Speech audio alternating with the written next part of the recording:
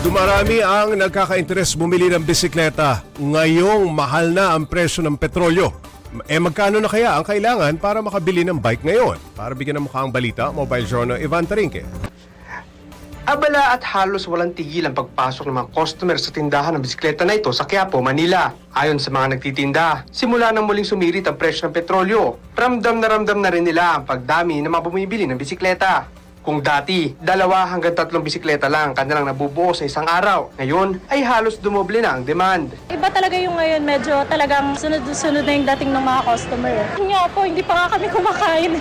Ang dami na kasing sunod-sunod. Isa si Nanay Feli sa mga bumili at nagpabuo ng bisikleta para sa kanyang apo. Gagamitin daw ito pamasok sa eskwela at paminsan-minsan ay pang-service sa pamamalengke para makatipid sa pamasahe. Kahit malaki ang unang gastos, mas practical daw ito sa katagalan. Makakatipid po. Yun po ang namin.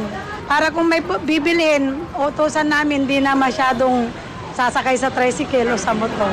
Ayon sa mga tindahan na ating nakausap, hindi naman kailangan malaki ang budget para makabili ng bisikleta. Sa halagang 3,500 pesos, may entry-level na bisikleta na pwede nang gamitin pang service. Gaya nito. Kung yung mas modernong klase naman, nasa 4,000 pesos pataas na ang presyo. Pero kung talagang nagtitipid at meron namang lumang bisikleta, pwede ang ipa-repair para magmukhang bago at mas smooth ang ride. Kung daily use, 4,000, okay na po yun. Sulit na sila sa pyesa ng 4,000. Sa panahong patuloy na sumisirit ang presyo ng petrolyo, para sa ilang Pilipino, ang bisikleta ay hindi lang ehersisyo, kundi isang praktikal na paraan para makaraos sa araw-araw na biyahe. Mga kapatid, Mobile Journal, Ivan Tarinque po, hatid ang mukha ng balita.